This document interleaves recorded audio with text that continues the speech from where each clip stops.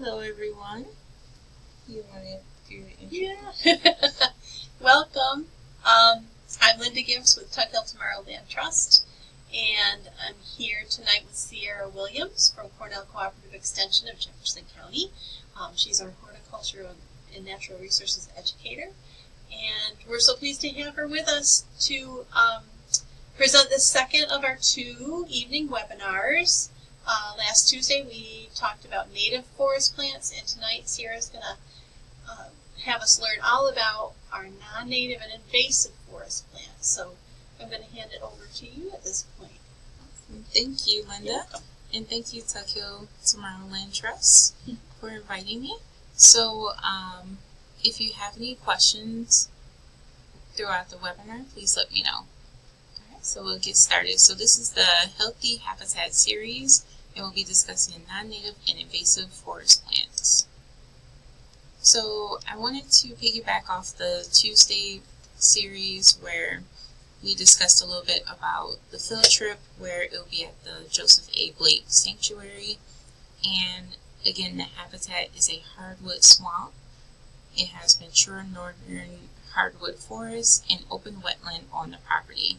The site provides important habitat to white-tailed deer, snakes, resident and migratory birds, and more. So it's good to keep in mind as far as what type of forest you're visiting, so you can just so you can be aware of what's in there.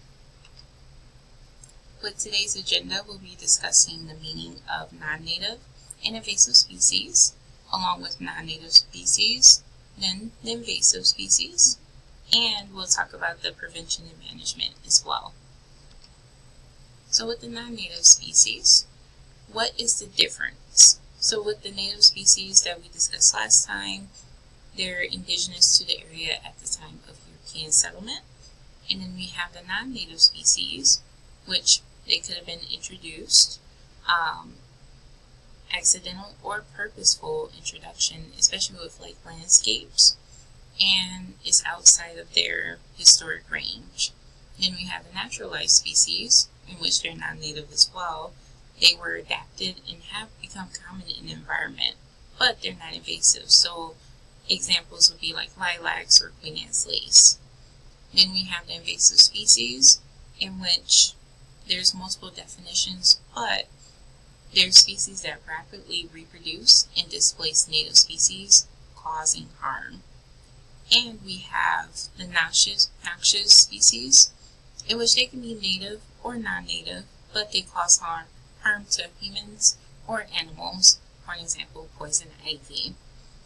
And then last but not least, we have the nuisance species, in which they interfere with human activities, so they could be weeds, so anything you don't want in your forest. Now, what makes a plant invasive? So they can be generalists, they can invade a wide range of sites and therefore overtaking a lot of species, especially the native or the naturalized ones. They may have early germination, they'll leaf out before the native plants, so therefore they have an advantage to grow and outcompete them. And they would outcompete them for shade and nutrient competition as well. And then, since they're non-native, they don't have as many natural predators, so therefore they can increase at an alarming rate. Some may have thorns and toxins. Some of them can reproduce through seeds or vegetatively. It could be through the roots. They do have a high reproductive output, especially compared to native species. And some of them may have like long flowering and fruiting periods, which is causing them to reproduce at a high rate. Now, some of them can pollinate in general, or especially by wind. So therefore they can travel at long distances. And with that, it's causing long distance seed dispersal. So therefore you may have species growing on one part of the forest, but because of the wind, they could end up on the opposite side of it. And they can also store food in roots and rhizomes, and they tend to form large monotypic stands. So with one of the non-native species, we have golden nutsedge, and with a lot of the non-natives usually come from Europe or Asia, and then some of them from Africa. And with the nutsedge, they're also known as nutgrass. They do stabilize or restore disturbed or degraded areas, including logged or burned areas, for erosion and slope control. Seeds are important for some birds and small mammals. Then we have the dandelions. They're critical to the forest ecosystems. They provide vegetation, especially for deer. They provide erosion control from extreme weather conditions. And their seeds are dispersed by the wind, and they have very long tap roots, which is good for the soil. Then we have the broadleaf plantain, and they survive repeated trampling, especially with trails. They're really good with erosion control. They also attract pollinators, and the bees eat the seeds, especially since they're high in oil. Then we have the self-heal. They are a low-growing ground cover, and they attract beneficial insects. And we have clover. So the mammals feed on the flowers, the birds feed on the seeds, and they're a really good nitrogen source. So they have so many benefits, especially with the red clover, the crimson clover, and the white clover. A lot of times you may see the red clover as far as the Joseph A. Blake forest.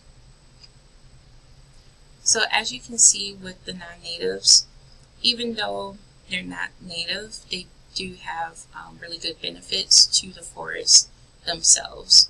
And a lot of times you may see them as like weeds in your garden, but it's good to know that they are good in the environment overall.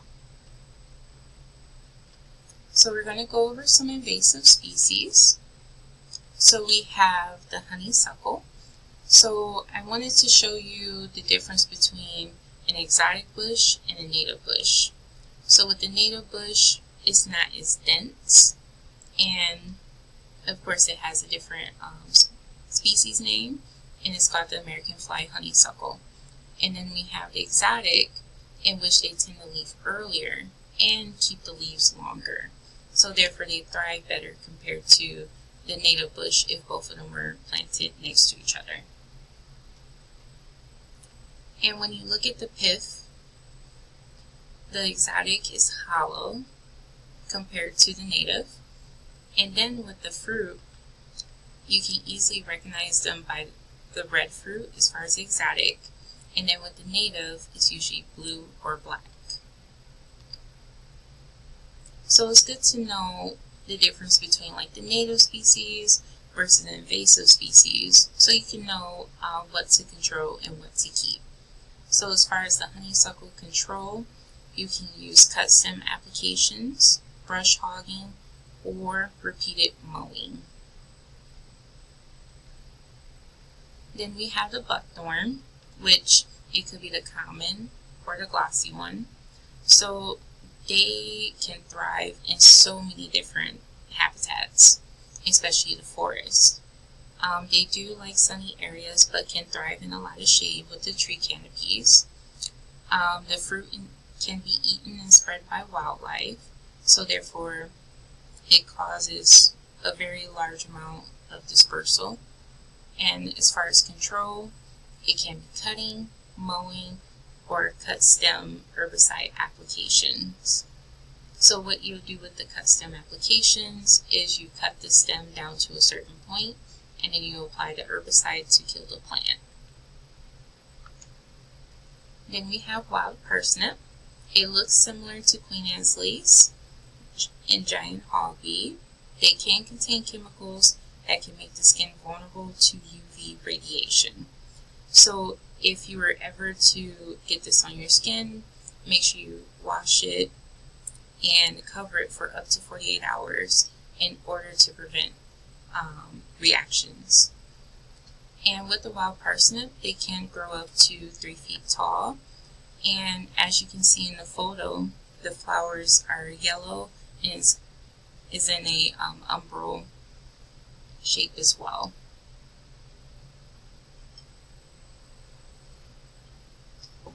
And then as far as control and removal, you can wear PPE, so make sure you're fully clothed with gloves, goggles, etc. That is very important because you don't want it to get on your skin at all. Manually remove for small areas, and then throw the seed heads in the trash bags so the seeds cannot germinate in that area. Mowing is another option, and then you may have to mow in different intervals, and then there's general herbicides as well. Then we have the Japanese knotweed. So it can tolerate deep shade, high temperatures, and drought, so they can thrive in the forest. They're extremely persistent. Avoid mowing and cutting because resprouting will occur. So it's good to freshly cut the stems or the foliage and apply herbicides before mowing it down. Then we have swallowwort. So we have pale and black.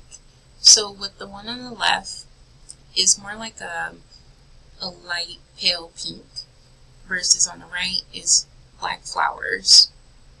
So they can be very dense and they can overcrowd young native plants. So if you wanted to plant anything where swallowwort is, you have to make sure that they're a certain size that can't be overtaken by it. You can mow before the mature seed pods, and general herbicides after the leaves are large enough. So when it comes to some of these invasive species, it's good to recognize them and report them as well. So you can report them on like IMAP invasives, or report them to CCE, New York State DEC, and Silo Prism as well. So now we're going to talk about some invasive prevention management. So the keys to successful invasive management will be education, prevention, early detection, rapid response, and most importantly, report infestations so other people can know what is nearby. So here are multiple organizations that have dealt with invasive species in the past. So you can, contact one of these organizations depending on the need. And with Silo Prism, there's the iPledge2Protect.org. So you can take the pledge, get the tools, and earn the badge. If you like to become a protector, you can go to this link or the QR code and pretty much learn a lot as far as how to prevent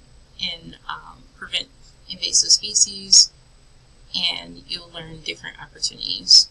And win prizes. Yes, and win prizes.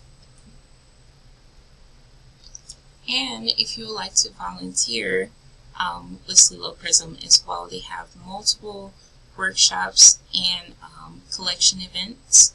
For an example, water chestnut, observations with hemlock, woolly adelgid. So there's so many ways to learn about invasive species and native restoration as well. So if you would like to volunteer, there's the link below. Now, reporting an infestation is really important to take photos, multiple photos.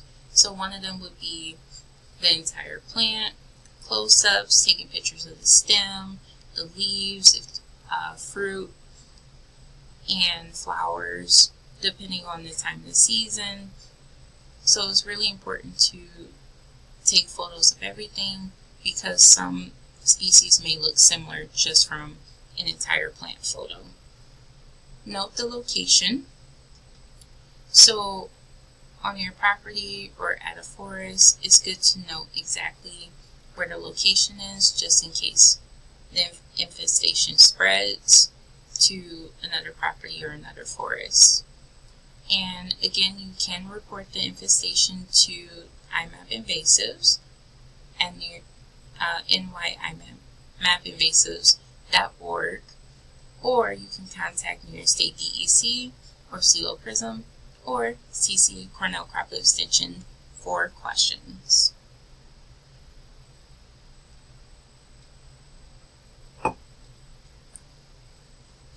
Now, you would think with invasive plants, you may just find them just in forests or different environments. However, some of the invasive plants are still sold at nurseries. So if you needed to buy plants for native restoration or naturalization, you may come across some of these species at the nurseries. So there's the multiflora rose, Norway maple, Russian and autumn olive, Japanese barberry, burning bush, oriental bittersweet, Japanese honeysuckle, black locust, ailanthus, and vinca. So there are so many species that you may not know are invasive, and you may put them in your forest, and next thing you know, they may take over, right? So it's good to do your research before you purchase a plant. Now, should we regulate non-native species that we introduce to the forest? Maybe. With non-native species, they are similar to invasive species. They don't have as many natural predators, so they may spread and may become invasive. So if you were to regulate them, it's very important. So this is how you can prevent invasive species from spreading. You can diversify the plantings. So if you're trying to attract certain pollinators or mammals, each animal requires different plants to feed on, along with insects, birds, etc., right? So if you diversify the plantings, you can prevent invasive species from spreading into that area. And then we have the boot brush station, in which we actually have one at the Joseph Blake Wildlife Sanctuary, in which they have a little station with a boot brush at the bottom. And I think it was created by DEC, right? Yes. Yep. Installed by Sligo. Yep. And they pretty much explain like what invasive species to look out for and the importance of not spreading the invasive species. So if you see a boot brush station, especially at a forest or a park, it's important to use them before you go in and when you leave. And then there's don't pack a pest. So pretty much if you're bringing in, fruit or food with you, and you have wrappers and things of that sort, it's good to keep everything with you. So whatever you bring in, you must bring out. And also check in with the forest or the park to see what their regulations are or what you need to be aware of as preparation before you attend. And then also clean your clothing, tools, and equipment to prevent disease from spreading. Because you may never know, there may be something on your clothes, there may be something that latched onto your backpack. So it's good to check everything before and after you attend.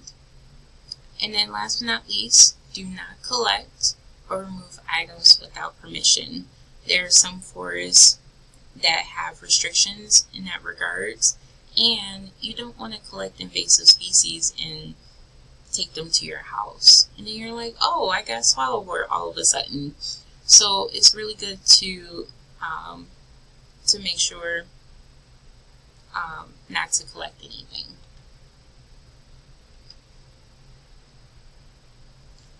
Do you have any questions?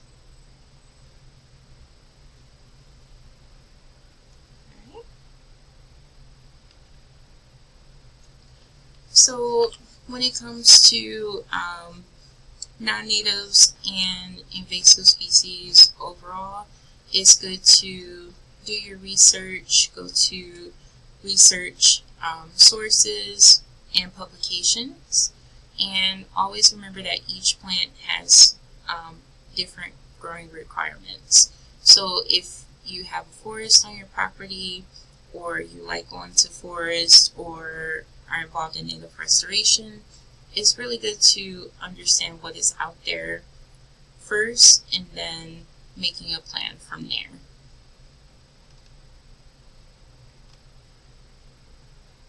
So with our upcoming events, this Saturday, August 9th, from 10 a.m. to 12 p.m., we have our on-site field trip at the Joseph A. Blake Wildlife Sanctuary in Rutland. So if you would like to register, there is the link. And if you have any questions, we have Linda Gibbs with the registration.